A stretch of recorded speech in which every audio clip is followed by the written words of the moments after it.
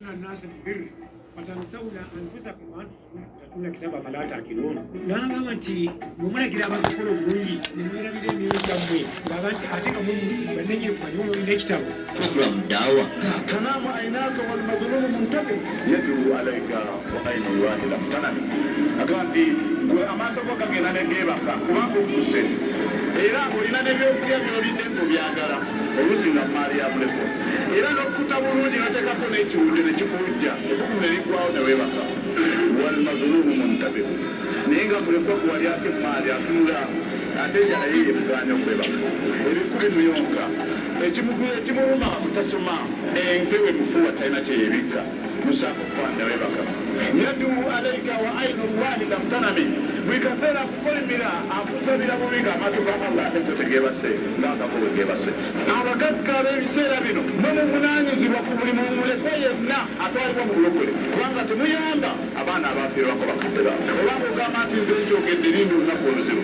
دعوة أن تطيع من أطلق لكم الألسنة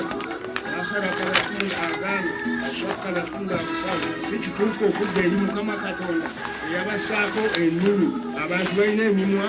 naye bambi tebayogera balina amaaso ate tegalaba ayinza okutunuulira n'osuubira nti alaba ng'ate talaba balina amatu tebawulira ng'ate so amatu gafaanana agamu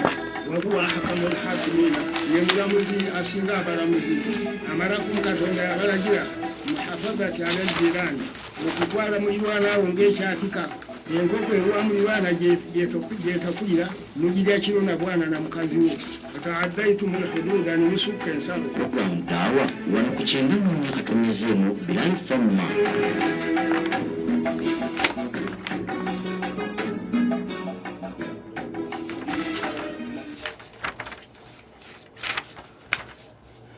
نعم الحمد لله والصلاة والسلام على رسول الله صلى الله عليه وسلم اللهم يا رب اشرح لي صدري ويسر لي أمري واحلل عقدة من لساني يفقهوا قولي أما بعد السلام عليكم ورحمة الله تعالى وبركاته twebaza Allah subhanahu wa ta'ala nanyuma tenda amajjuvu oyatutusizza kaseera kano ng'akyatuleseewo n'aba ng'atatusobosezza okuba mu abo obaoli abo abasiibye Allah tumwebaza so nga n'abatasiibye nabo nga balina ensonga lwaki tebasiibye nabo tusaba Allah tabarakahu wa ta'ala abawa obusobozi abasobola okuwulibwa baliwe n'abo ate abatasobodde kubanga basiiba olw'ebirwadde tusaba Allah nabo abawa obulungi olw'embeera gye balina etabasobosezza kubanga basiiba amanya n'eddoboozi Omar Sulaiman Kasule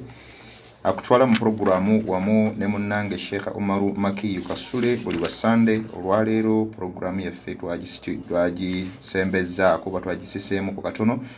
ne tubanga tugisembezzaako mu maaso okuba nti waliwo programu ejja okutambula ey'abaana eya Qur'ani okuba nti boolesa ekitabo kya Allah tabarakahu wa ta'ala ku lunaku olw'Essande mukubirizibwa mwenna okubanga ate munnange mutwegattako ku lunaku olw'Essande mulabe abaana bwe boolesa ekitabo kya Allah tabarakahu wa ta'ala buli omu ayitibwa n'oyo alina ekirabo kyayagala okuleetera abaana olwa omulimu omulungi ogwo gwe bakola omulimu omulungi gwe bagenda okwolesa munnange kiba kya bulyazaamaanya bw'ojja nga toleetedde muntu agenda kusoma kiba kya Allah tabarakahu wa ta'ala Qur'ani ate nga bw'oba ogenze ku speech day ng'otwalira omwana agenda okuziniramu amazina wali n'omuwa by'omuwadde ebiyitirirwa so n'olwekyo mbasaba mwetikke abaana mujje mbalambule mubazzeemu amaanyi ate n'abalala mubeere nga muba moralizinga makulu mubaagazisa ekyo nno nga nkitadde ku bbali olunaku olwaleero programu egenda kutandikira bwennyini we twakoma mu kubanga tusoma ku lunaku olw'Essande naye nga tetunnagendayo njagala obbakubiriza nti ekisiibo kiggwako kati nno okuggwako kwakyo kitegeeza kweteekateeka mu bingi 1 okwesiba 2 okukakasa nti byonna bibadde okola mu kisiibo munnange tebikoma mu kisiibo mukka ensonga ey'okubiri emirimu gye waliwo omulimu gwe tuliko akaseera kano mu nnaku zino 10 gwe gw'okubeera nti twenyagira empeera ez'ekiro ekyo Allah tabarakahu wa ta'ala kyayogerako mu Qur'ani ate ng'omubaka sallallahu alayhi wa sallama yatukubiriza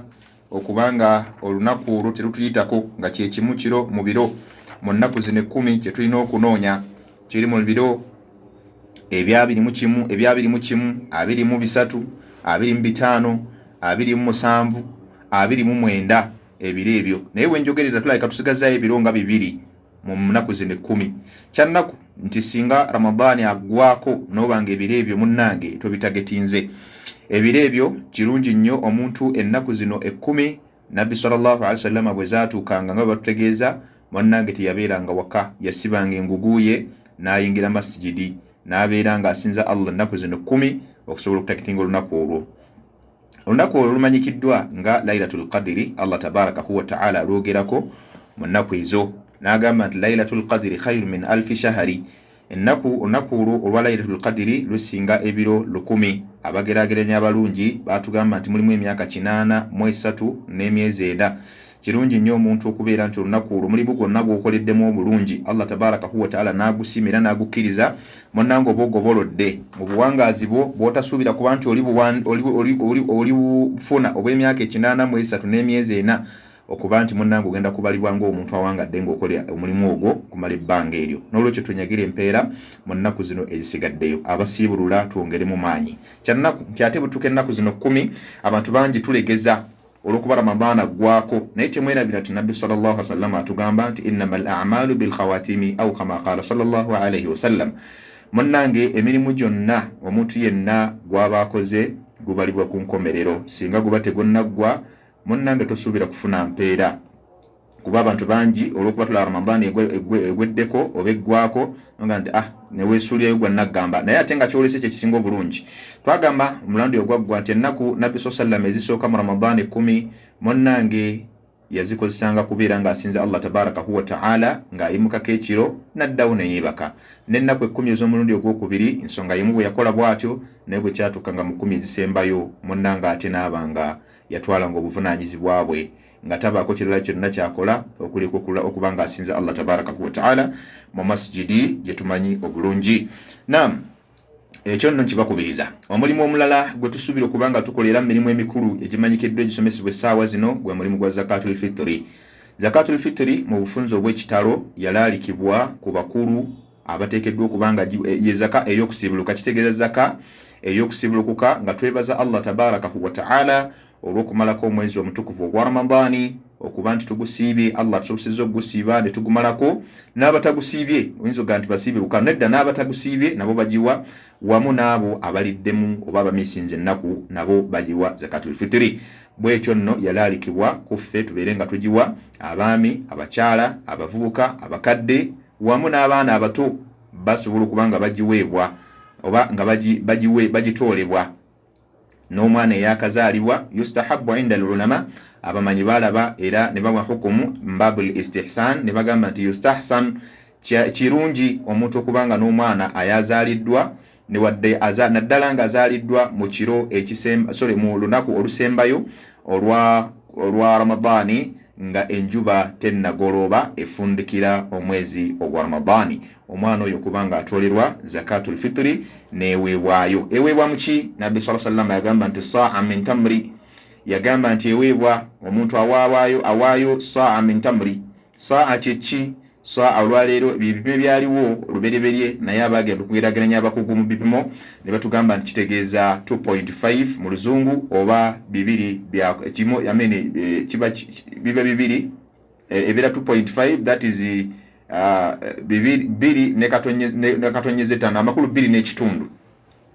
Ezo nno z'omuntu buli mutwe zeguwaayo nga ozigeraageranya osobola ozizza mu ssente oba ozizza mu mmere. Bw'ozizza mu ssente zibeera ozigeraageranya okusinziira ku bbeeyi y'emmere gy'ebeetunda oba okuwa emmere 2.5. Ekyo nno bw'atyo Nabbi sallallahu alayhi wa sallam bwe yagamba okusinziira ku mmere abamanyi baatugamba liquti albaladi au liquti ahli albaladi, okusinziira ku abantu b'ekitundu emmere gye bakozesa oba gye basinga okubanga balya gye bamanyi. Okizampo gyinza okuwa bw'onajja wano mu Central abasinga obungi tubamanyi b'amatooke, muceere, bumonde n'ebisigadde, naye bw'ogende waffe mu Northern Uganda ffe waffe tuwomerwa nnyo akalo n'akawunga ka muwogo munnange ate bw'okatuwa tuba basanyufu nnyo. Naye ate bw'onaatuwa omuceere gwo tuyinza obutasanyuka nnyo okusinga emmere yaffe gye tulya. Ate naffe bano abaawana abawangaalira wano munnange oyinza okulaba nga ate tuwomerwa nnyo omuceere nga bw'onaatuwa akawunga oba obuwunga bwa muwogo munnange tulabira ddala ng'olinga atatojja zakatul fitiri. So min qutil baladi okusinziira ku bantu b'ekitundu emmere gyerya. N'olwekyo al islam yahkumu hasabi al biladi wa zaman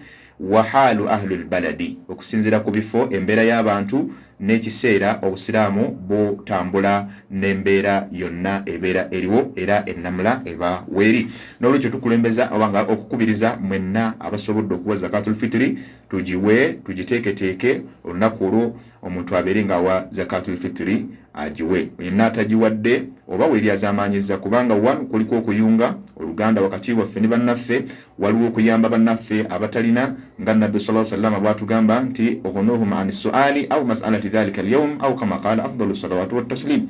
Natugamba Nabbi sallallahu alaihi wasallam nti mubataasi bannammwe mubayambe ku lunaku olwo nabo beeyagale babeere mu ssanyu baleme kuba ati abasabiriza kyekyawula obusiraamu ate oba oliawo ku birala ekimu ku byo ekibwawula. N'olwekyo kirungi nnyo tutole zakatul fitiri tugiweeyo. Kirungi nnyo okugiwaayo obudde nga tebunnaba kubanga buyita. Abasinga obungi tugenda ne tukola ensobi n'oddira zaka n'ogiwaayo ng'ogenda kusaala, oba okoze ensobi okaluubiriza agenda okugigaba n'agenda okugifuna. N'olwekyo abamanyi batugamba nti zakatul fitiri singa olunaku olusembayo mu Ramadan ebe efuuse wajaba ebe ekakase ku buli muntu yenna okubanga agitoola olunaku olusembayo ku musana ogusembayo, oba batugamba abamanyi ne batugamba nti omuntu asobola ogiwaayo okuvanga obulayo olunaku lumu oba bbiri n'asobola okubanga awaayo zakatul fitiri eyo n'agiwaayo lillahi azza wa jalla kubanga afunamu empeera. Naye ng'ekiseera ekisemberayo ddala kyekintu okubeera ng'agiwaayo nga tannasaala. Munnange kiba kirungi n'ogiwaayo mu budde obwo nga bukyali. Ogiwaawa abasinga obungi tukola ensobi n'ogenda ogiwa mu kifo ky'otalina kugiwa nti nze ngenda kusaalirawa ku Supreme Council ate nga ku muzikiti gy'ova oba mu kitundu gy'ova waliyo omuzikiti oba okoze ensobi.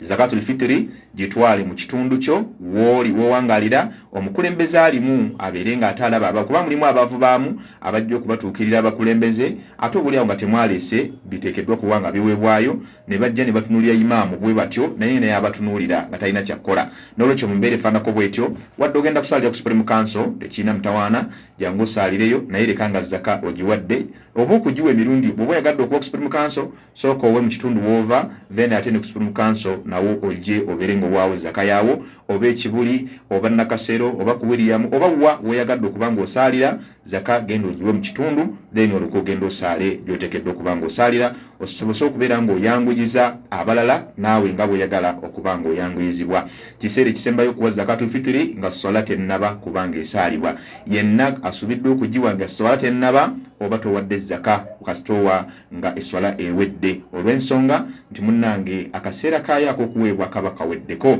naye obeere waddeyo saddaaka era empeera za zaka tutuzifuna tofuna mpeera za zaka. Ekutukuza ggwe olw'ebyo biyitiridde oba obuyitidde mu kusiiba Allah tabarakahu wa ta'ala agenda arrafath obutonotono obuba buyitidde Allah kusiimulako n'atukuza ekisiibo kyo n'agatta okatiibwa ne baganda bo n'ayanguyisa n'okubeera nga tuhuratan mina shuhi n'okutaasa gwe kennyini okuba n'omululu kuba omutima gwaffe emitima gy'abantu gyonna mikodo illa man rahima Allah okuggyako Allah basaasidde kuba omutima gwo newe wotoola kintu kiwaayo gukugamba nti lwaki owaayo kino waakiri mwekali daiman gubeera nnyo gwagala nnyo okuba nti gukozesa okuba nti okola ekyo kyolaba nti tekikuluma naye okolanga nnyo kyolaba nti kikuluma omutima n'ogumanyiiza n'ogukaka gujja kumanyiira so si gwe kugendera kwagala kwagwo munnange gujja kuba gukubuza. Ezo nno zembeera kyensembyayo mu kyo ku nsonga eyo yensonga bannange zakatul fitiri ya mu ssente zakatul fitiri ya mu mmere. Bannange zakatul fitiri ya mu ssente awadde mu ssente awadde mu mmere talina mpeera. Bannange ya mu mmere awadde mu ssente talina mpeera. Ebyo mubiteeke ku bbali. Almuhimu abamanyi mu nsonga eyo bajawukanamu ba imamu abana bitumanyi obulungi Imam Shafi'i, Imam Ahmad ibn Hanbal ne Imam Maliki bagenda ku saidi egamba nti tulina kuwa mu mmere ate Imam Abu Hanifa n'abannyonnyola n'abagamba bannange nti ekigendero al-maqsudu mu kyo kyeki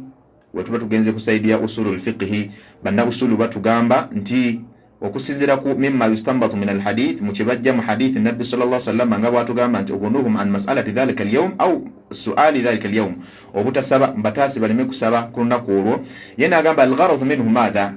al-ighna'u an madha an as-su'al okubeera ng'otaasa omuntu obutakola ki obutasaba n'agamba nti mathalan bayawukana singa mbeera nina okutoola zaka nine embuzi zange 40 nina okuggyako embuzi emu abantu ne bajja okunona embuzi eyo embuzi ya mitwalo 3 oba 25 naye bwe bajja ne baga nti nedda kati embuzi mugireke mutwale mu sente hal addaitu alwajib aw la abaffe mbatukiriza oba nedda algharadu zaka wal zakatu manfaa almanfaa fihi kisigala kyekimu oli watoola embuzi nakuwa embuzi oli natoola sente nakuwa sente ziguleyo embuzi aba akoze eki قد أدى الواجب وأما السنة من أدى الغنم ومتوادي ينبزي قد أدى السنة أبا أكوزي أدى السنة والواجب أبا أكوزي السنة أكوزي شاري وكمرمبه gwenyini ate era natukula ekiri ekyeteeka de kyekimu n'omuntu زكاة الفطر فإنه إذا أداها طعاما وأبا تدي طعام مري ناجوا مري فقد أدى سنة وواجبا أبا وديو أبا كوزي السنة كوكبير إيشو نبي صلى الله عليه وسلم يقول لكم لين بقولي أتيرا أبا كوزي تشتيكا وكذلك من أخرجها نقدا نو ينابا جفوري مزام سنتي فقد أدى واجبة أبيرا تكريزي تشتيكا نوريچو mbere fanako bwecho famani yuaddiha ta'aman falahu dhalika wa yanasa asubuddo kujiwa mu mmere akikole waman addaha naqdan falahu dhalika no yenaba chiwadde mu sente era naye bwatu abali ku kitufu tekitaga kubanga ate mukayanira mu kino oba mukiri almuhimmu makhtulifa fihi wa likulli wajhatun huwa muwalliha oyo ndachimba mwawukanyemu oyo yenna kyabakutte fabiha wa ni'ma obulungi fenna tuba kubufuna kubanga buli omu alina kyaba akoze eki agendeddeko naddala nga alina obujulizi ezo nno nga nzikomezaawo ensonga mukkirize mbajjukize ku kye twasembayo kubanga ate tukwatako ku mulundi ogwaggwa twakwata ku kye bayita talaq olwo tuzze mu busika kati zakatul fitiri ne ramadani byonna mbiggaddewo tugenze mu busika obusika omulundi ogwasembayo twatunuulira talaka gye twaliko nga bye tunnyonnyola abataaliwo abatatera kubaako ku programu yaffe ey'obuli lwa Sunday tugisise ne tugireeta mu kaseera kano ssaawa 8 ez'olwaliro paka ssaawa 10 olunaku lwakuna nnaku z'omwezi 24 omwezi ogwa Ramadani. Omwezi ogwa Ramadani gugenda kuggwako n'olwekyo tubakubiriza musobole okubeera nga mukola mwenyagire empeera. Twasembayo nga tutunuulidde talaka ez'emirundi 2 wabula nga tuli ku talaka ey'omulundi ogw'okumeka ogw'okubiri gye tunnyonnyola. Twannyonnyola olwasookera ddala tunnyonnyola talaqu twagamba ziri 2 esooka gye bayita raji'i. Talaqu raji'i kitegeeza okwawukana n'omukyala naye nga mugenda kuddeŋŋana obanga ogenda kumuddira oluvannyuma lw'akaseera. Akaseera ako twagamba kagere era kageraganyizibwa. Allah tabaraka wa ta'ala yakatubuulira mu Qur'ani era natukkiriza bwe tuba twawukanye ne bakyala baffe tubale era tutunulire ebbanga tuleme kubanga tulisussaamu wadde okulyongeramu. N'olwekyo omukyala bwe yawukana naye mu talaqu raji'i gibe emirundi 2 era Allah yatukomako abasajja talaka ebeera ya musajja mu ngalo za musajja. Olwo nno bw'obanga yawukanye ne mukyalawo teyina kusukka bbanga lya myezi 3 ate ng'enjawukana eyo mwawukanamu kitegeeza omukyalo oyo asobola okutuulira talaka awo waka n'abeera ng'owangaala naye naye nga mwawudde ekisenge naye omulabirira kigaana kumulabirira oba omuwa buli kyonna ekyetaagisa naye nga mwawudde obuliri n'okufumbira oyinza okusalawo nogaa nti nja kulyanga walala paka nga yeeterezezza ombeera efaanako bwetyo. N'olwekyo ye tebayita talaka tetwala bbanga lisukka myezi 3. Singa ebbanga lisukka ery'emyezi 3 omukyala waddembe okwesalirawo either oba okutambula n'akuviira kubanga kiba kiraga nti tokyalina bwetaavu gyali. Era ekyokubiri singa omukyala oyo osazeewo okuba nti omuddira ng'ebbanga liweddeko okuteekeddwa okuddamu okumuwa owabuto kuba abaafuuse nga ajinabi abaafuuse ng'omukyala gw'otawasangako oteekeddwa okuddamu okumuwa owabuto n'amahale oddemu omuwe mapya. Ekyo nno kitambula emirundi 2 singa omukyala asooka n'akikola ogusooka kubanga kuba kuyigiriza mukyala mpisa na mbeera kwetereeza mu ebyo oba oli awo byaba ayonoonye. Naye singa kisangibwa nti ate omulundi ogusooka tayize omulundi ogwokubiri osobola okuddamu n'omuwa talaka ezo zikkirizibwa okumuddira. Si kyatteeka nti olina kumuddira ng'emyezi 3 giweddeko wabula osobola okumuddira oluvannyuma newankubadde ng'emyezi 3 tezinnaba kubanga gikola ki nga giyitawo singa olaba ng'atereezezza. Naye ate tositokkerezebwa kusukka mu bbanga eyo eryagerekebwa eryateekebwawo mu Qur'ani. Allah tabaraka wa ta'ala ekitugamba n'atugamba nti walmutallaqatu yatarabbasna bi anfusihinna 3 quru. Abakyala abaawukanye ne babba baabwe bateekeddwa okubanga munnange beesiba obutagenda kuba nti besiba ne besonyiwa ebyobufumbo okumala ebbanga lya myezi 3 amakulu entukula 3 abamu baziyita enkulubiri 3 almuhimu ebbanga lya myezi 3 naye ate twatunulira ku mulundi guli tugamba omukyala olw'omugobye kubanga mwawukanye naye mu bbanga eryo lyemba mwawukanye naye oteekeddwa okubeera nti omukyala oyo ogoberedde obulombolombo bw'okwawukana 1 tomugoba ng'ali mu nsonga ekyo olina okukyetegereza oba okumugoba ng'omugobye ng'ate olugoba lw'omugobyemu oyinza okuba nga weegasse naye mu mwezi ogwo munnange kigaanibwa olw'ensonga lima fiha min almadarra olw'okuba nti mulimu obuzibu ate bw'oyinza okuweretera oba bw'oletera omukyala ku sayidi eyo okuba nti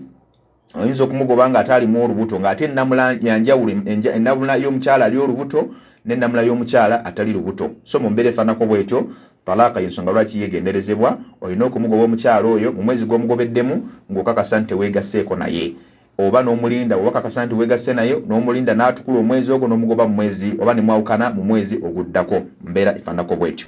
ekyo nno ye talaaka gye twalaba talaaka arrajii bw'etyo bw'etambula n'ebbanga lyayo n'ezimu ku nnamula zaayo tetugirambudde tugimalayo kubanga erina alfaadhu zaayo naye lwakuba nti twagala okuginnyonnyola wano nga tuginyola okusinziira ku busika nga bwe twagala naye nga wagazi nnyo awo ne tugenda ku talaaka ey'omuteeko ogwokubiri gye twatunulako bulungi era nga gye tuliko tunakugimaliriza gye twayita atalaaku lbainu talaka ey'okuwawukana n'omukyala completely olugoba kasiggu oba olugoba tonziriranga tetuliddingana eyo ne tugamba nti talaka eyo erina ebigambo ebiwerako birina ebigambo 3 okusinziira ku bamanyi bye bagiteekululamu twatunulako ebigambo 2 ku mulundi guli okusookera ddala embeera omuntu kisinziira tutunulira embeera omuntu gyayawukanye ne mukyala we olwokuba ntukiriretinze ku lusika omuntu wayawukana ne mukyala we ng'ali nomo soba talina kantu konna kakola ki nti oba mulalu oba kiki talina buzibu bwonna tekirina mutawaana kasitaawa mukyala we talaka ey'okusatu esukka ku 2 munnange omukyala oyo tokkirizibwa kuddayo kwegatta naye omukyala oyo takkirizibwa kuddamu kufumbira aba takyali mukyalawo abanga omukyala gw'osinkanye mu kkubo nga temumanyiganye tosobola mugaa nti njoleza tolina kusinziira omukyala oyo naye bw'atyo bw'aba afuuse okutuusiza ddala ng'agenze n'afumbirwa ewalala ewataliwowo era nga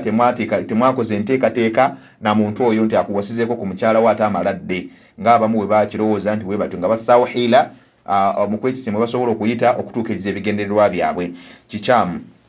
olwo omukyala aba takyali wa halaali gy'oli kookolootya paka ng'agenze n'afumbirwa ewalala then bw'oliwo omusinkanye oluvannyuma lw'ebbanga oba oluvannyuma lw'ekiseera oba oli awo muyinza okuddamu laavu n'ekomawo ne mwagalana ng'agenze n'afumbirwako ewalala ekyo nno nakirabako nze sayidi ze Katende awo Allah waliwo omuddu Allah amusaasire yawukana ne mukyala we mukyala n'ava ewaka n'atambula n'agenda naye gye yagenda ate n'afumbirwayo n'amala ebbanga eriwerako myaka ng'ena naye baddamu ne basisinkana ate oluvannyuma munnange omukwano ne gutojjira buto era ne baddamu ne bafumbiriganwa Allah abasaasire omwami yava mu bulamu bw'ensi Allah saba amusaasire naam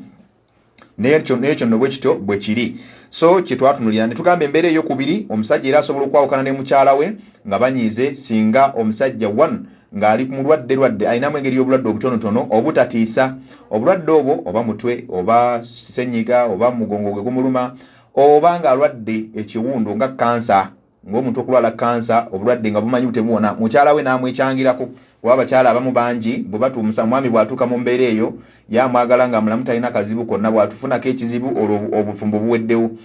owulidde omukyala omwami afunyemu obuzibu ebbwa teriwona oba lya kansa oba alwadde enjovu oba alwadde ki n'agamba nze mpulira ne buno obufumbo buntamye n'akola byonna oba n'asaba ttalaka oba n'ayisa bubi omwami nakimuviirako kubanga amukola ki ng'amugamba nti munnange omanyi Fatuma twawukane nkutadde genda n'amuta nkutadde twawukanyidde ddala complete tokyali mukyala wange nange sikyali bbaawo buli omu akwategage ne baawukana mbeerefa bw'abanga amugobye olugoba olwo kiba kitegeeza tewakyali busika wakati waabwe mbiriri ekyo nno bwe kityo bwe kiri ku ttalaka efaanako bwetyo kubanga amugobye ategeera bulungi era nga tewali n'omu bagamba nti oba agendereddemu kubanga ayawukana na munne okumulemesa okuba nti afuna ebyaki ku byabugagga bye kuba tukimanyi bulungi nti abafumba babiri ekitomesa bino kukakasa nti abafumba babiri bombiri Allah tabaraka huwa taala yabakkiriza okusikiragana omwami alina omugabo ku maali ya mukyala we singa mukyala we yamusoose okufa n'omukyala bw'atyo alina omugabo ku maali ya bba singa bba yaba amusoose okufa naye katuli ku mbeera singa omwami asoosa omukyala okufa, omukyala naaba nga abadde avudde mu bulamu oba avudde mu bufumbo ayawukanye nebba, naaba nga omukyala agenze ng'omwami asigaddewo yekka n'ava mu bulamu obw'ensi, abafa omukyala ono ajja n'amusikira, ajja n'afuna ku byobugagga bye. Ekyo nno kye tunyonyola okusinziira ku ndaba z'abamanyi ez'enjawulo. Naam, endaba bwe tuba tugikomezaawo bwekyo tugambye singa omusajja aba agobye mukyala we ng'alina obulwadde obutonotono nga talina kigendererwa nti oba amugobye lwakuba nti amugobye simanyi ayinza okufa n'atwala ku byobugagga bye, kubanga gye bali ebyo abayinza okukola ebifaananako bwebyo. Ekyo ne kikkirizibwa omuntu bw'aba nga amugobye mukyala we n'aba nga amugobye nga talina kigendererwa oba ng'amugobye olw'ensonga zikakasa nti tabadde talinaako buzibu, oba alina buzibu ku mutwe oba bulwadde obutiisa. Naye ate embeera esembayo nga yembeera eyokusatu gye tugenda okubeera nga tunulira an yaqa talaaqu, yembeera eyokusatu gye twagala okunulira ekigambo ekyokusatu okusinziira ku bamanyi. An yaqa talaaqu ba'inan fi maradi zawji almakhuufi, omusajja okubanga awadde mukyala we talaka naye ng'agimuwadde mu bulwadde obuzibu nnyo obutiisa. Wa huwa muttahamun biqasdi hirimaniha min almirath, ng'ate omusajja era kirowoozebwa okuba nti mukyala we amugobye n'amuta mu mbeera y'okuba nti omusajja alabye ayinza okufa, bw'aba nga afudde mukyala we ajja kufuna ku byobugagga bye. Kati n'atayagala mukyala ono kubanga agabana ku byabugagga bye, n'ayagala amugobe amute yefiire bibye ebyobugagga bye bisigale mu baana be oba ab'eŋŋanda ze mu mbeera efaananako bwetyo. Singa omusajja ekyo kizuuka nga bwekityo bwe kiri, kaman asabahu at-ta'un, ng'omuntu bw'ayinza okufuna obulwadde katugeze obwa covid, weyinza okutegeera ta'un bulwadde obwa kawumpuli bwagala okwefaananyiriza n'obulwadde obwa covid obutugumbula abantu enkya n'eggulo. Singa obulwadde buba bwe butyo omusajja ne bumukwata n'akimanya nti essaawa yonna agenda kufa, n'agamba mukyala wange nkutadde genda twawukanye, gende wammwe nange nsigale bwendi, tusigale nga bwe twali nga tetunnaba kweraba mu mbeera efaananako bwe ng'ekigenderera mu kyo omukyala aleme kufuna ku bintu bye. Awu ghaira oba obulwadde obulala obutali bwa ta'un nga bwe mbagambye. Ta'un kitegeeza obulwadde obwa kawumpuli oba obulwadde buno obwa covid. N'agamba nti min al-amrad allati yatawassalu biha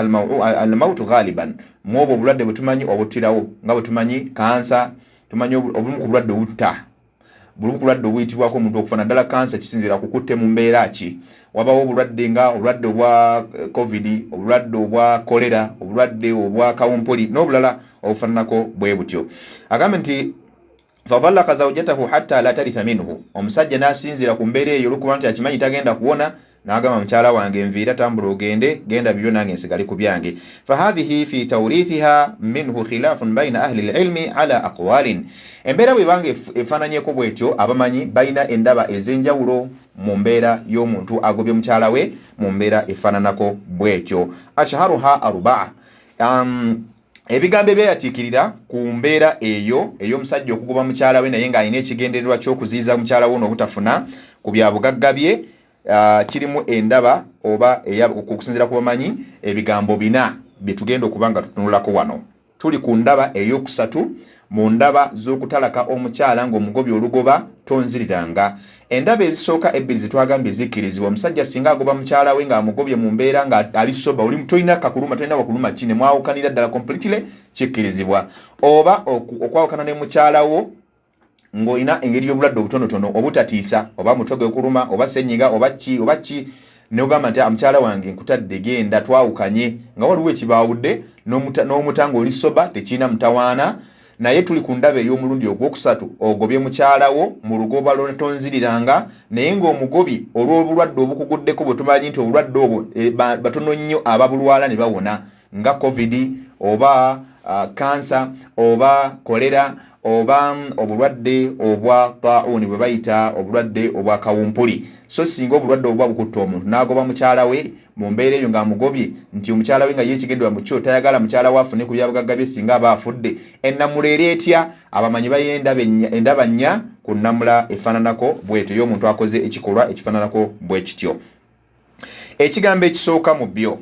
agambye nti annaha la tarithu minhu mutlaqan. Abamanyi bayina endaba ez'enjawulo. Abamu ku bo bagamba nti omukyalo ono tasobola kusikira bba wadde omulundi n'ogumu, kubanga baali baayawukana olwawukana newankubadde ng'omwami yagendereramu okubanga aziyiza omukyalo ono obutafuna ku byabugagga bye. Wa hadha marwiyun an Ali, ekyo nno nga kijjibwa ku omu ku basahaba bannabbi bakhalifa abana ayitibwa Ali ibn Abi Talib wa Abdurrahman ibn Auf ne sahaba ayitibwa Abdurrahman ibn Auf wa Abdullah ibn Zubairi ne Budala mtabani wa Zubairi radiyallahu ta'ala anhum bwe batu bagamba wa huwa sahihu min madhhab ash-Shafi'iyya erange ekigambo ekyo kusinzira ku saidi ya Imam Shafi'i monnanga abamu kubbo bakigoberera era bagamba nti ddala fe tukitwala kituufu wa hujiyatu hadha al-qawl era bagamba nti n'obutufu bw'ekigambo ekyo kuba kyekwatako oba ensonga gye beekwasa agambe atharu Abdullah ibn Zubair bwe buufu obujjibwa ku Abdullah oba Abdallah mutabani wa Zubairi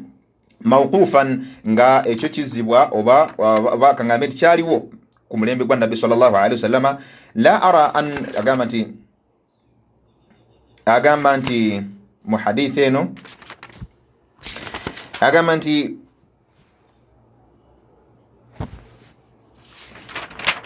agamba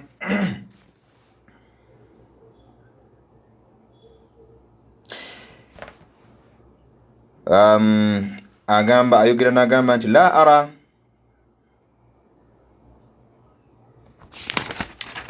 gambo byasimuka nam agamba ekigambo ekyokubiri nti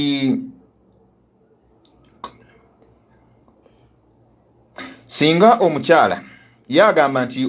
talaba lwaki omukyala ono yandisikidde omusajja lwaki liannaha batat au banat minhu kuba ensonga nti ekigambo kiba kyeyolese banat minhu kyeyolese nti omusajja atadde mukyala we ng'amuteeredde ddala kabla mautihi kubanga amutadde nga tannaba kubanga afa newankubadde nga mulibaddemu akalikonda akagamba nti amutadde tayagala kuba nti amusikira oba atwala ku byobugagga bye fankata irithuha minhu kubanga obusika bwe buba bukoze eki bukutuseewo katalaqi fi siha kifaanaganako n'omuntu aba amugobye nga talina bulwadde bwonna bumuluma wali anna asbab almirathi mahsuratun fi rahmin olw'ensonga nti n'ensonga ezikwatagana ku busika zeetoololera nnyo ku kye bayita rahmin ku nabaana oba omukyala abalina obuddiro oba abantu abalina akakwate k'obuzaaliranwa wa nikahin wamu n'obufumbo walwala n'obuddu obwaliwooko wakati w'abantu ababiri walayisa lihashiyu min hadha al asbab lokuba tebusuka ku nsonga ezo naye olwokubanga nti ensonga y'obufumbo ekutuseewo eyokuba nti abafumbo ababiri ekutuseewo olw'omusajja okuba nti awadde mukyala we talaka eyatonziriranga ekyo nno kyekijjeewo obufumbo obwo obubaddewo ayo yenjogera eya Abdullah ibn Zubair gye yeekutteko n'abamu ku bamanyi ng'era ne kusaidia Imam Shafi'i abamu bagamba nti gyeri enjogera ey'okubiri innaha tarithuhu omukyalo ono abamu abamanyi bagamba nti omukyalo ono akomezebwawo asobola okujja n'asikira omusajja idha tuwuffiya wa hiya fi al-idda singa omusajja aba afudde ng'omukyalo ono akyali mu idda amakulu ng'omukyalo ono akyali mu bbanga lyateekeddwa okutuula ng'agobeddwa kitegeeza nti omwami amugobye naaba ng'omukyala alina okutuula ebbanga lya myezi 3 kale obanga amugobye ng'ali lubuto omukyala naaba ng'agenda kutuula paka lw'anaazaala omwana oyo alyoka ave mu idda so omusajja mu kaseera ako naaba nga waafiiridde ng'omukyala tannaba kuva mu bbanga eryo lyateekeddwa kutuula nga tannaba kufumbirwa fa imata baada khurujiha min al idda fala tarithuhu era bamanyi abamu bagamba nti bw'abeera ng'afudde omusajja ng'omukyala ono abadde avudde mu bbanga ly'alina okutuula ng'omusajja amugobye omukyala bw'agobyebwa oba bwe baawukana n'omusajja ateekeddwa okutuula ebbanga abasinga obungi tebakigoberera oluva mu maka goona ayingira gooli naddala mu Uganda wano kuba ebyo baana baliwo bulijjo abantu bye basinga okukola n'olwekyo ekyo bwe kiba kiriwo ekityo kitegeeza nti omukyala tateekeddwa kubanga akola ki ng'afumbirwa naye bw'abanga omukyala avudde mu idda ye ebbanga lyalina okutuula tasobola kusikira bbaawe wabula abamu ku manyi bagamba nti bw'abanga akyali mu bbanga eryo lyebamugobeddemu asobola okukomezebwawo n'aba ng'asikira omusajja wa ilayhi dhaba al-hanafiya ekyo nno kusaidia Imam Abu Hanifa bakigoberera wa huwa qawlu Shafi'i era n'abamu kuba Imam Shafi'i olwo Imam Shafi'i alina ebigambo bibiri okusooka wali yagambye nti omukyalo ono asobola okumusikira yagambye tamusikira olw'ensonga nti ensonga y'obufumbo evuddewo katufunyeyo ekigambo ekyokubiri ku saidi emu ya Imam Shafi'i baadhi Shafi'i bagamba nti kituufu amusikira ekyo kigambo kyakubiri fi qawli al-qadimi bagamba mu kigambo ekyasookera ddala oba Imam Shafi'i al-qadim bagamba nga tannaba kujja Iraq nga tanya kujja nga kyali mu Iraq bwe yali akyali mu Iraq gye bayita qawlu qadim, ate bwe yajja fil Masri bayita qawlu jadid inda Imam Shafi'i. Ayina ebigambo ebyenjawulo okusinzira we yawangalira. Yalina ennamula ez'enjawulo okusinzira mu bitundu gye yakola ki gye yawangalira. Wa alayhi dhahaba ashabuhu. Era ekyo abagoberezi ba Imam Shafi'i kye bagenderako baga nti omukyalo nasobola okumusikira singa aba akyali mu idda, ng'akyali mu idda. Aba Iraq kusaidia Iraq Imam Shafi'i ennamula gye yawaayo olubereberye bagamba nti asobola okusikira ba singa omukyalo oyo bba waba afudde ng'omukyalo akyali mu bbanga lyalina okutuula nga tannaba kudda eri amakulu mu mitandao kuba ng'afa.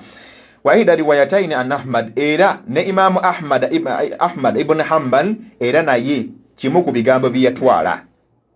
Wa hujjatu hadha alqawlu, n'obujulizi oba ensonga kwe bekwata ku mbeera efaanako bwetyo ma thabata an Uthman ibn Affan, bye bigambo ebijjibwa kw'omu ku basahaba ayitibwa Uthman ibn Affan, ayitibwa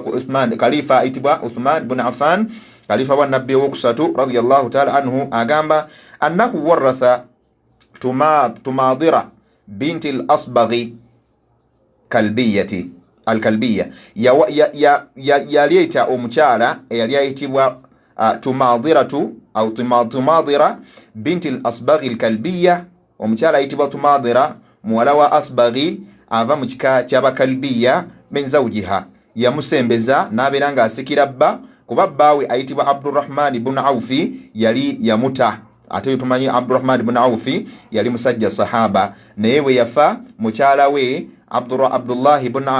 Uthman ibn Affan yamukomyawo n'abeera ng'amusikira olw'ensonga nti booli awo ekigendwa kyali ekyo kituba tusomyeko. Wakana qad talaqaha fi maradihi, yali amugobye kwa Abdurrahman ibn Awfi yatalaka mukyala we n'amuta mu bulwadde bwe tumanyi obutiisa nga bwetwogeddeko waggulu wali. N'olwekyo Uthman n'aba nga yamuzza omukyalo oyo n'abeera nga yamukomyawo n'amusikisa mu mbeera efaananako bwetyo. Ebigambo bingi abamanyi byeboogera. Ekigambo ekisembayo kyenjagala okubanga kitwekwatako booli awo, ekimu ku bigambo ebyabamanyi bye baayogera, ekigambo ekyokusatu agamba nti innaha la tarithuhu sawa'un tuwuffiya wa hiya fil idda aw ba'daha. Ekigambo ekyokusatu bagamba abamanyi nti omukyalo ono si nsonga omwami afudde ng'omukyalo ono tannaba kumalako bbanga lyalina kutuula oba nga ebbanga liweddeko, takkirizibwa kubanga amusikira bishurutin, naye nga balina obulombolombo an yakuna muttahaman biqasdi hirimaniha min almirathi. An yakuna muttahaman biqasdi hirimaniha min almirath, omusajja nga ddala yagenderedde okuba nti agoba omukyalo ono aleme kubanga amusikira oba okufuna ku byobugagga bye. Wa alla tatazawwaja bi akharin, tugambye innaha tarithuhu, tugambye la tarithuhu. Ekigambo ekyokusatu kigamba omukyalo ono asikira omwami we. Ekigambo ekyokusatu kyabamanyi kigamba omukyala asikira omwami we sawa'un tuwuffiya wa hiya fil idda, si nsonga omwami ono afudde ng'omukyala akyali mu bbanga liri alina okutuula ng'agobeddwa oba nga baawukanye n'omwami au ba'daha, obanga ebbanga liweddeko bishurutin, naye nga waliwo obulombolombo obugobererwa bwe buno wammanga. Era nno y'ensonga eyokusatu era gye tujja okukomako kubanga huwa alladhi tarajjaha inda sahibi alkitabi huwa alladhi tarajjaha indi wa ila ba'd man qara'a hadha alkitab. Abamu ku basoma ekitabo kino n'omu ku musannifu hadha alkitab n'abamu ku bamanyi abasinga obungi bagigoberera endaba eno eyokusatu, ti omukyala asobola okusikira bba newankubadde nga bba yagenderera okuba nti ayawukana n'omukyalo ono nga atayagala abeere nga amusikira afune ku byabugagga bye. Kati omukyala newankubadde aba avudde mu bbanga lyalina okutuula ng'omwami nga baawukanye n'omwami oba nga tebannaba kubanga nga terinaba kubanga liggwako, naye wateekeddwa okubaawo obulombolombo. An yakuna muttahaman biqasdi hirimaniha min almirath, okukakasiza ddala nti omwami okwawukana kwe n'omukyalo ono kwabadde kuzimbiddwa kuba nti omwami tayagala omukyala abeeko kaafuna ku byabugagga bye. Wa alla tatazawwaja bi akharin, n'okubeera ng'omukyalo wa alla tutazawwaja bi akharin, n'omukyalo ono kubanga abadde tannafumbirwa walala. Obulombolombo njala tubwetegereze. Omukyala omwami singa agoba bbaawe kuba ebyo bingi nnyo, ayawukana ne mukyala we ng'atayagala mukyala we afune ku byabugagga bye, naye ng'ebbanga lyonna libawangadde bonna n'oluusi nga balina n'abaana. So singa kisuuka nga bwekyo bwe kiri, omukyala naddala nga tannaba kufumbirwa, ensonga esooka nga tannafumbirwa walala, ekyokubiri ng'akyali mu bbanga newankubadde nga liweddeko erya idda, obanga akyali mu bbanga obanga liweddeko nga tannaba kufumbirwa walala obulombolombo obutunulirwa nnyo fa in kana ghayra mustahiqa lilirithi waqta at-talaqi singa omukyala abeera tannaba kubeera mustahiqa lilirithi waqta at-talaqi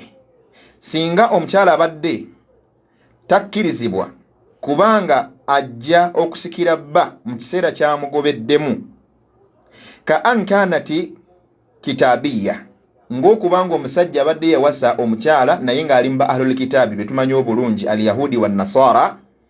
abayahudi n'abanaswara au mustahiqatan lilirithi oba ng'abadde mu bakyala abalina okubanga bamusikira ng'omukyala abadde omusiraamu waqta wafaati zawji mu kiseera bbaawe waafiiridde ka ankanat muslimatan ng'abadde musiraamu omukyala au thumma irtaddat oluvannyuma omukyala n'ava mu musiraamu inda alwafaati ng'omwami amaze okufa fala tarithu liinidami sharuti ltawarithi ekiyinza okuziyiza omukyala oyo okusikira bba bye bino wammanga tugambye endaba eyokusatu abamanyi bonna gye beekwatako abasinga obungi وهو المشهور في مذهب الحنفي الحنابلة كسيديا إمام أحبنا ابن حنبل قتمانينغا إمام أهل السنة enkola enegobererwa nnyo naddala Makka batugamba nti omukyala bw'abeeranga ayawukanye ne bba nga bba amugobye naye nga agezezzaako kuba nti amulemesa kuba nti afuna ebyobugagga oba afuna ku byobugagga bye ng'afudde omukyala oyo bw'abanga ayawukanye ne bba ng'omukyala oyo tannava mu idda obanga agivuddemu ebbanga lyalina okutuula obanga liweddeko ba terinnagwako omukyala oyo nga tannaba kufumbirwa walala omukyala oyo abeera musika eri bbaawe naddala singa tuzuula nti ekigendererwa kyabadde kyakumulemesa butafuna kuya bugagga bye naddala ekirala ekiyinza okulemesa omukyala oyo kye kino singa omusajja wagobedde mukyala we amugobye ng'omukyala oyo agwa mu bakitaabiya bakitaabiya be baani abantu b'owasiza nga si basiraamu ng'omuntu nga kitaabiya bayahudi muyahudi amakulu muyahudi oba munaswara kubanga Qur'ani ebannyonnyola mugobezi wa Isa oba omugobezi wa Musa alayhi salam nga gobadde wasa oyo takkirizibwa kusikira si nsonga omugoyi batomugobye kubanga yitalina mugabo gonna mu maaliyo mu busika mu mateeka ag'eddiini y'obusiraamu oba ng'obadde owasizza omukyala oyo nga musiraamu n'omutanga musiraamu naye bw'omutadde ate n'ava mu ddiini y'obusiraamu baawe waafiiridde n'aba ng'omukyala tabadde musiraamu monnanga obusiraamu tebumuwa mugabo gwonna takkirizibwa talina akantu konna kaafuna eyo nno yendaba abasinga obungi ku bamanyi gye baagoberera tulabye abagigoberera era yayatiikirira nnyo eri ku madhhabu aga Imam Ahmada ibn Hanbal wahuwa qawlu shafiiya era nga kyekigambo ku sayidi ya Imaamu Shafii era nakitwala kigambo kyakusatu kitegeeza ku sayidi ya Imaamu Shafii kigambo yakitwala غان مروي عن أبي بن كعب إيرانغا تجيبوا كأبي بن كعب والحسن وأصحابه ني حسن ومو ني أبا مكبغوبيرزبي وابن أبي ليلى ني ابن أبي ليلى ني وارشي تجامبو تشاتوالا واستدل أصحاب هذا القول بأدلة منها إيرا بايني بيغامبو منانغ بيبيكواتاكو tebakwata tebalimu tebagobera bugoberezi wabula ekigambo kyebekwatako kyekino byebekwatako ma thabata an Uthman ibn Affan kyekyo Uthman ibn Affan mu hadithi ekigambo kyakulerere gye twatunulidde annahu waratha Tumadirat binti al-Asbaghi al-Kalbiyyati min zawjiha Abdurrahman ibn Awfi yaleeta omukyala ayitibwa Tumadira n'abeera binti al-Asbaghi muwala wa Asbaghi okuva mu kika ky'Abakalbiya n'asikira bba eyali ayitibwa Abdurrahman ibn Awfi wa kana qad talaqaha fi maradin mukhawifin fabatta talaqiha yali amutadde mu kiseera we yalwalira obulwadde obutiisa obukanga kubanga waliwo omuntu obulwadde gusobola okuluma ennyo oba Allah gwagesa n'ekigezi ky'obulwadde ne zivaako n'abanga n'okutegeera takyategeera bulungi oyo nno omuntu singa aba asangibwa ng'ali mu mbeera efaanako bw'ekyo tekirina mutawaana muntu oyo okubeera nga mukyala we akola ki akomezebwa n'amusikira nga butunulidde era bwe mukujulizi bannaffe bwe baleese ku kigambo kya Uthman ibn Affan. ويدل لهذا ما أخرجه الإمام مالك في الموطأ عن ابن شهاب عن طلحة بن عبيد الله بن عوف قال وكان أعلمهم بهذا أو بذلك وكان أبي سلمة بن عبد الرحمن بنو نبا صحابة بكلتنا بيبامو كباغو بيبامو إفانكو بيبتو أن عبد الرحمن بن عوف طلق امرأته albatta nti Abdurrahmani bin Awfi yatamukyala we namuwa talaka esemberayo ddala eyokusatu olugoba tonziriranga wa huwa maridun era nga amugobye obanga bawukanye naye ng'ate mulwadde nnyo omusajja nga mulwadde nnyo fawarathaha Uthman bin Affan naye Uthmani khalifa owokusatu mba khalifa ba Nabbi sallallahu alaihi wasallam nabanga yamukomyawo omukyalo oyo nasikira bba baada inqidha'i iddatiha oluvanyuma lw'omukyalo oyo okubeera nga nebbanga liri ali liweddeko lyateekeddwa okutuula. Qala Ibn Abd al-Barri rahmatullahi alayhi اختلف عن عثمان هل ورثها في العدة أو بعدها yaganti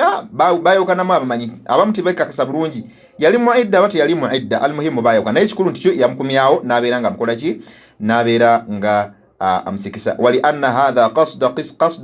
qasdan fasidan olwokuba nti omuntu abeera n'ekigendererwa ekibi ekyokugaana munno okubanga akola ki amusikira olwokuba nti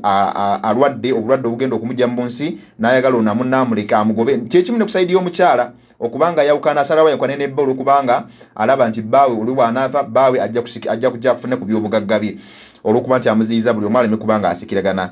N'agamba nti fa'urida binaqidi qasdihi kakati mu mbeere fanako bwekyo yensonga lwaki tumukomyawo tulaga nti ekikolo muli kyeyakola kiba kibi ekyokugaana munno okubanga amusikira kalqatilu alqasid ng'omuntu okutta ng'agenderedde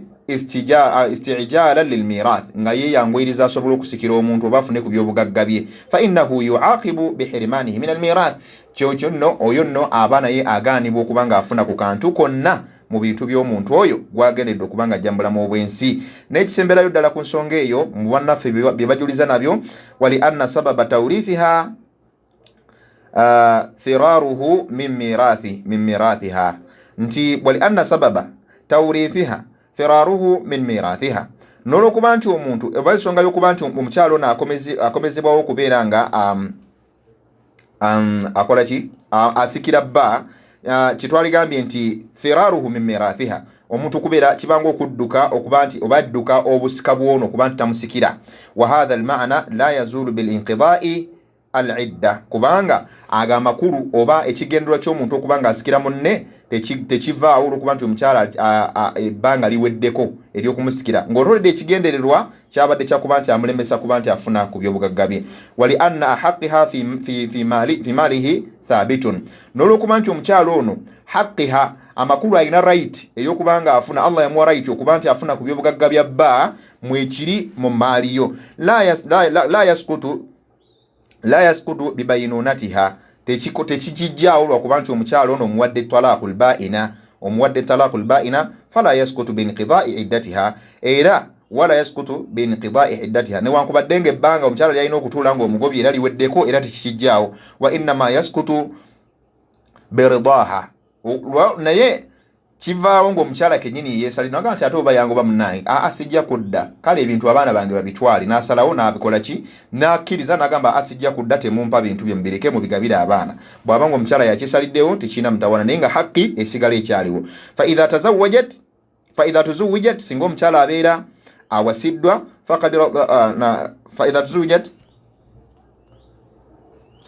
faqad radiyat bifiraqihi singa omukyala bwe tukakasiza nti akkiriza omusajja nti amugobye ye mukyala okubanga bbaawe amugobye omukyala n'agenda n'atula idda neggwako n'afuna omusajja omulala n'afumbirwa tuba tukakasa nti omukyala naye yakkiriza okwawukana naki n'omwami we wa qat'i haqqiha anhu era ne haqqi eba evuddewo amakulu omukyala aba takyalina right singa omukyala agenda n'afumbirwa ewalala gandi fa yasqutu haqqiha fil mirathi minhu olwo nno kitegeeza nti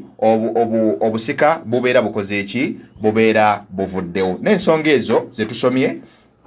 ensonga zetutunuuliddeko obujulizi bwe batunuulidde bwebwo abamanyi bwe batuleetedde obw'enjawulo eyo nno y'ensonga enkulu eyokuna ne tutagigendeko kuba basinga obungi yeyo ensonga alladhi tarajjaha inda akthar al ulama abasinga obumanyi abasinga obungi mbamanyi gye bakola ki gye bagenda nayo. Ensonga esembayo eyokuna egamba nti innaha tarithuhu mutlaqan hatta walau inqata'at al-iddatu walau tazawwajat ba'dahu bi akthari min zawjin. Abambaga nti newankubadde ng'omukyalo ono yafumbirwako ewalala, newankubadde tafumbirwangako, newankubadde idde eweddeko, newankubadde teggwangako, amusikira. Abamu ku bamanyi bwe bagamba wa ilayhi dhahaba al-malikiyya wa huwa qawlu fi madhhab ash-shafi'iyya. Ekyo nno kye kigambo ku saidi ya Imam Maliki, Imam ahli al-Madina, kye yagenda nakyo. Wakadhalika Imam Shafi'i kitegeeza ye ndaba nnya zonna munnanga alinayo ebigambo ebyenjawulo. Eyo nno yembeera ebaawo, naye ekigambo ekyokusatu huwa alladhi tarajjaha inda akthari al-ulama, eri abamanyi abasinga obungi tarjihi yaabwe bagitwala ku kigambo ekyo eky'omulundi oba endaba ey'omulundi ogwokusatu nga gye basibirako yeeyo abasinga obungi gye basibirako ng'era yentuufu abasinga obungi mubamanyi gye bagoberera. Wallahu ta'ala a'lam. Ebyo nno bye bigambo bitutunulidde olunaku olwaleero gye bayise talaka. Ebigambo biweddeyo olunaku olwaleero ebigambo bisatu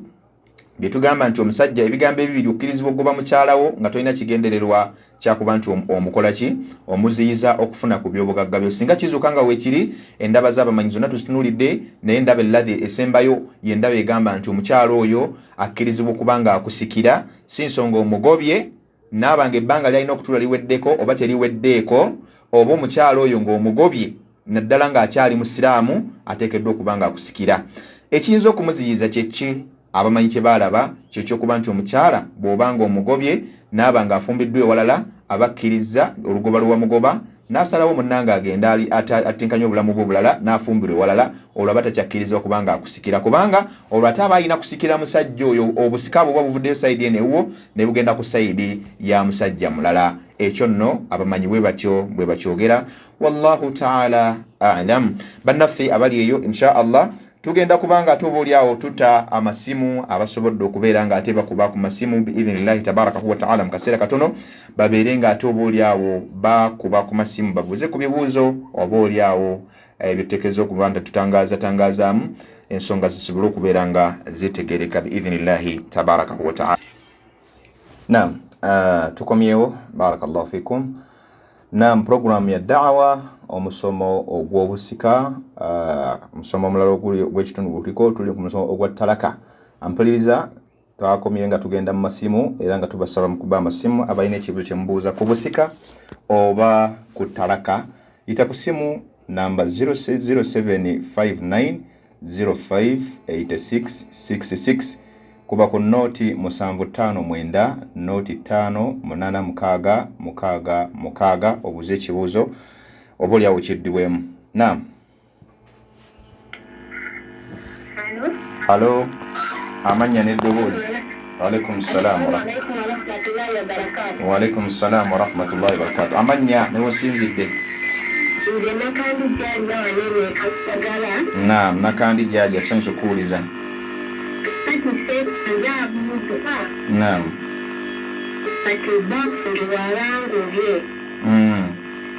Ngenda mukudda kati bango kikirizwa okunsaba ahalidege yampa era nenga muddiza. Kale barakallahu fikum atukuddemu. Barakallah. Bw'okatonavaako avuddeko kale inshaallah badde njagala ntangazeemu katono atubuulire edda kijagezaako okwogera. Almuhimu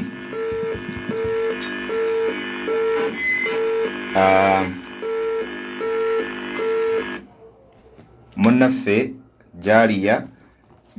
totangazizza bulungi naye kangezeko kuddamu ku kibuuzo ekyo. Wali wadde otubuuza nti kitegerekise nti akugobye nagamba naye olugoba lwakugobye omusajja wabanga yakugobye titwakinyola ku mulundi ogwaggwa oba akugobye lusooka oba akugobye lwakubiri oba lwakusatu, naye bwakuwa olwokusatu kuba olwokubiri ayinza okugoba olusooka ne luvaamu olwokusatu, that is nga takuddidde kuba tukisuubira okukuddira mu myezi 3, naye bw'aba takuddidde kiba kitegeeza nti ate munnange awo batojja kusobola kuba katukwate ono nkomeye kuddemu. Naam. Assalamu alaikum wa rahmatullahi. Wa alaikum assalam wa rahmatullahi wa barakatuh. Namuddu Farida. tahmida naam naam mbuuza ti omwana ono asse taatawe naam byobusikaye afuna koki kale inshallah tugenda muzadde we kale ekibuuzo ekirala kyembuuza naam di emaali y'omufu lwetereezebwa okubeera ng'eggabibwa kale inshallah tugenda kuddamu alaykum warahmatullahi alaikum salaam warahmatullahi wabarakatuh munnaffe mukyala waffe mwannyinaze gwe mbadde nziramu nakandi bawo bwakugoba tolina mahari gozaayo kuba kasita talaka eva mu mikono gy'omusajja omusajja tolina mahari g'omuwa ekyomusajja bakiyita talaka okuggyako bw'obanga gwe osazeewo ova ewa bbaawo n'omugamba nti munnange nti nkweyambuludde omukyala buli weyambulula omusajja noga nti osazeewo obufumbo obusazeemu olwo gwe olina okuzzaayo amahari naye omusajja bwabanga yakugobye munnange awo tiwabaawo mahari owokubiri ye tahmida munnange omuntu asse nabbi sallallahu alaihi wasallam yatugamba nti laisa lilqatili min almirathi shay'an omuntu yenna asse ayinvolvinze mu kutta omuntu talina kamufunako wadde tewali kyabusikana kimu kyafune kaabe mwana nga gw'omuzaala kaabe ani kaabe ne bwaba mukaddewo talina kyakufunako ekyo nno ekyokulabirako kyenyinza okuwa ku nsonga eyo ku mulembe gw'abasahaba ridwanullahi taala alaihim abi qatada ekyo kyafaayo kyayatiikirira nnyo yuqaalu nti yali awagala ekitala naye ekitala ekyo ne kijja kitema ku mutabani we qatada n'abanga yafa qatada ku mulembe gwa Umar radiyallahu taala anhu qatada bwafa kyayatiikirira nnyo basahaba Umar n'amutanza n'amutooza kubanga yatta qatlul khata kuba kitala yagenda n'akiisa ku mutabani we mu butanwa ne kimusala ne bamutanza qatlul khata n'awaayo eŋŋamiya 10 naye eŋŋamiya 10 ezo ziyawa ate ye teyafunako wadde ne muzadde yazitoola ng'aziwaayo ku lw'omwana gwasse naye n'abeera nga bw'ati ate munnange tekola ki ye teyafunako wadde omugabo wabula zaafunibwa abalala mu baganda ba Qatada. Then ekibuzo ekyokubiri ky'obuuzizza emaali y'omufu egabwa ddi. Emaali y'omufu singa etukula mu bintu bitaano bye twayogera eba esobola okugabwa mu bbanga lyonna era nga si kirungi kugirwisaawo. Omuntu bw'abanga afudde ekiba kiddirira kujjamu misolo gya gavumenti bwe giba mwegiri okusookera ddala amabanja gali ga mirundi ebintu biri bitaano bye twayogera okusookera ddala ebintu biteekateeka omuntu kasita tubijjamu amaziika ne gakolebwako ng'oggyeko zino ennyimbe abantu zibasoma oba edduwa ebyo tebiggyibwa mu maali ya mufu. Then ne mujjamu amabanja ebintu ebitali bibye ne mubijjamu zibayita al-huquq al-ayniya al-mutaallaqu bi ayni tarika ebintu bye mujjamu ebyo bitali bibye ebiba byamuteresebwa oba mwesigiddwako kubikuuma ne mubizaayiri bannanyini byo. Ne mujjamu amabanja aga Allah nga zaka hijja abantu bangi bafa bagagga nga tebakoze hijja n'amabanja amalala nadhir n'okweyama kweyama. Ne mujjamu amabanja g'abantu geyewola oba looni za banka kuba abantu bangi bafa bazirina ffe bitukwatako tusasula ebbanja eryo naye gwe n'osigala n'owenenimba n'emisango gyeri Allah tabarakahu wa ta'ala. Ne tujjamu ekisuubizo kye wasuubiza bwe kibamu ekiri ebisigaddewo ne tulyoka tubigabira abantu abateekeddwa okubifuna. Olwo nno tusobola obbigaba ne bwe guba mwezi nga gwe gusobozesa kuba waliwo abantu nga balina ebibugagga bingi oba ne bwe luba nnaku 2 ng'omuntu afudde yafudde eggulu ntandikirawo okubibala ebintu bye kubanga kye kisinga obulungi ebisigadde obulungi abasinga obungi bigenda okumaliriza nga tekyali asobola kubikola ki nga tekyali asobola kubanga akola ki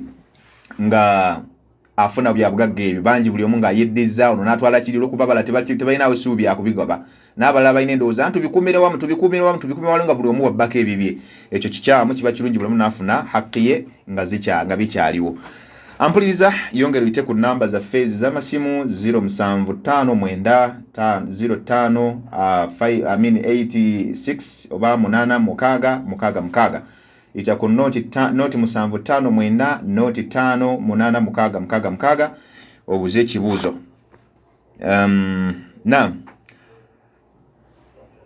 Abaliko tubeebaza mwenna abawuliriza baffe wonna wonna musinzidde okubanga mutuwuliriza.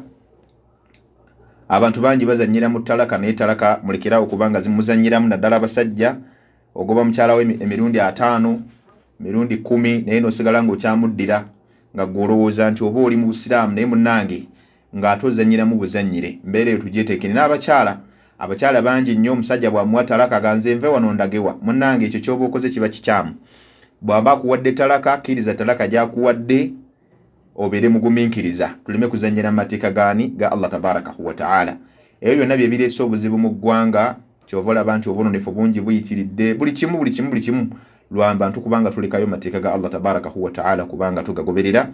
Mbebaza mwenna abasobodde okubanga mugoberera musomo nga bwe gutambudde era nsaba Allah tabarakahu wa ta'ala abaweemu obulungi abatusobodde kubanga muyitamu omulundi omulala insha Allah. Tubakubiriza biidhnillah musigale nga mukuba amasibo mubuuze ebikwatagana ku ddiini yaffe y'Obusiraamu tubeere nga tubitegeera. Allah tabarakahu wa ta'ala nsaba abeere nga atukuuma ate nammwe bw'atyo abeere nga abakuuma. Okuba wakyaliyo eddakiika mbadde nsaba nfuneyo abannamukisa nga babiri ababuuzaayo ekibuuzo okuva mu regions ez'enjawulo. Twalifunyeyo bannamukisa nga babiri abasobola okukuba ne mubuuzaayo ekibuuzo abalala ne bakiganyulwamu gw'obuuza n'obuuliza abalala. Bwe baba baweddeyo insha Allah nsigala mbakubiriza mweyongere okuwuliriza 94 katonyeze mu Radio Bilal Kampala mukadde naddala programu dawa kubanga bingi bye muyiga ebikwatagana ku ddiini ey'Obusiraamu. Kirungi nnyo Obusiraamu kubanga obusoma kubanga agenda okunyumira Obusiraamu yo yabusomye naye oba tobusomye munnange bingi bizibu byogenda okusinkana mu nsi muno. Mbakubiriza nga mbasaba abaana mbasomesa eddiini nammwe kennyini mugisome tewali kyakwekwasa eddiini buli wamu wonna woli ogisomerawo ku Google wonna ku Google Play buli kyonna ky'obuuza gye kiri mu lulimi Oluzungu mu lulimi Oluganda ne Qur'ani gyeri translated buli nsonga yonna efa ku ddiini y'Obusiraamu twala obuvunaanyizibwa bwo bwaki buli lunaku obeeko ne kiweeyongerako ku ddiini yo ddaano okugamba nti ate nze muzadde wange teyansomesa nze ate mukadde wange teyampeerera. Bw'obanga osobola okugenda n'onoonya engeri gye bakozesaamu smartphone osobola okutambulira ku mirembe bw'otya ate bw'otanoonya kumanya swala bwe bagisaala bw'otya bw'otanoonya kumanya mpagi za Busiraamu ziri mmeka otuuka okwekwasa omuzadde yawmal qiyama agenda kwegaana agenda kudduka naawe oli mudduka biidhnillahi tabarakahu wa ta'ala. Nsigadde amanya Umar Sulaiman Kasule mbeebaza okuwuliriza nsaba Allah tabarakahu wa ta'ala atugase n'ebyo bye tuwulidde olunaku olwaleero tusinkane omulundi oguddako ku Sunday tetujja kubaayo olwa programu eya abakontanyi aba Qur'ani ku Radio Bilal era tubakubiriza mujje mubeere nga mwetaba omukolo wa sallallahu ala sayidina Muhammad wa ala alihi wa ashabihi wa sallim. Tulagane wiki ejja biidhnillah nga Sunday. Assalamu alaikum wa rahmatullahi wa barakatuh.